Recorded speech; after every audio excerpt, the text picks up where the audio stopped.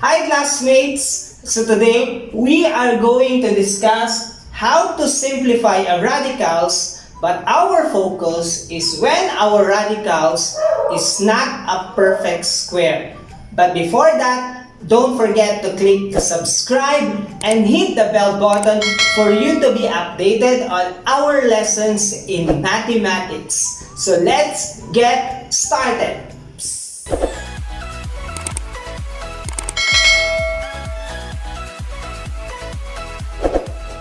So here we have our two examples on our radicals that is not a perfect square.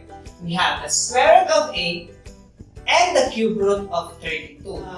Two ways on how to solve this one. So the first one is square root of 8. So square root of 8, we will use our imagination as what you always heard from your teacher is we find a number in our 8 that is a perfect square. Now why is it a perfect square? Because this is a square root. So we find a perfect square number. So this will be our first solution. So we can rewrite square root of 8 as square root of 4 multiplied to 2. Take note, 4 times 2 is 8.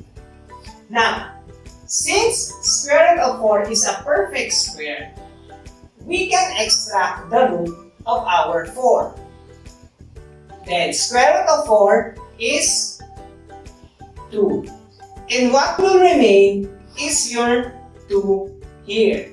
So you write it inside square root of 2. But take note, since this is a number and square root of 4 is a number, therefore our answer is a positive and negative to square root of 2. That is one way on how to solve a radical that is not a perfect square. So another way of solving the square root of 8, if in case you don't know what is the number that has a perfect square that contains in your 8, you can use the division method. Now, I learned this one from my co-teacher in the person of Sir Nino Perez. So, he said, so when you have the square root of 8, you take the smallest number that can divide 8 except 1. And what is that number? That number is 2. Now, if 8 is divided by 2, the answer is 4. And again, 4 can be divided into 2. So now, your 8 is just equal to 2 multiplied to 2 multiplied to 2. That is 8. So the only question is, what is the answer? Take note that our index here is 2. So we will find two numbers that are the same and we will write it as one number. So here we have the first number 2 and the second number 2. So these are the two numbers that are the same. So since we already have two the same numbers, we can write it as one number. And the number that does not have a pair will remain inside your radicals. Therefore, the answer, you write this, then the remaining number 2 will remain inside your radicals. So therefore, you write it as square root of 2. And since again, this is a number, your answer is a positive and negative answer. So therefore, positive, negative 2 square root of is just the same as this one. So you have two options. You can find a perfect square inside your radical, or if you are not familiar with that, you can use the division method. So that is how you are going to solve radicals that is not a perfect square. So now, let us have our third example. what if we are asked to find the cube root of 24? So we will have, or we are going to use the two solutions. So first, find a number that contains a perfect cube. So, and what is that number? That is 8.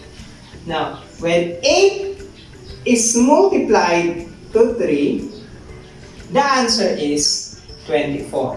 So they are just the same. So you are just going to factor out your 24.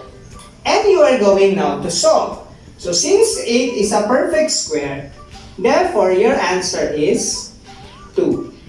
Why is it 2? If you multiply 2 3 times, the answer is 8. And what will remain inside your radical is your 3. So therefore we have the cube root of 3. Notice that our answer is only positive.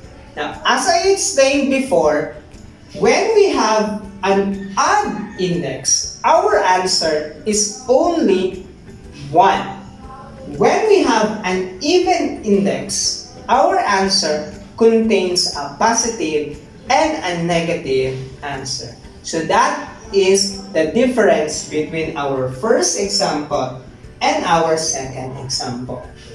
So if ever you don't know the factor that contains a perfect cube, we can write our second solution. We will use the division method.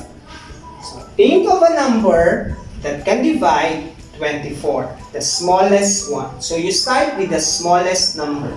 So that is 2. And 24 divided by 2, that is 12. And you divide this again by 2, that is 6. And if you divide this by 2, the answer is 3. So, notice that our index is 3. So, we are going to find 3 numbers that are the same for us to write it as one number. So, this is the first, second, and third. So, these are your 3 the same numbers. So, you are going to write it as 1. And what will remain in your radical is your 3. Therefore, it's the same as 2 cube root of 3.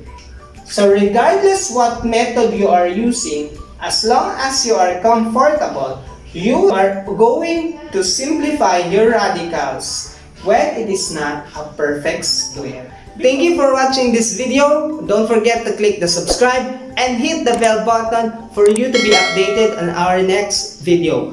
Until next time, peace!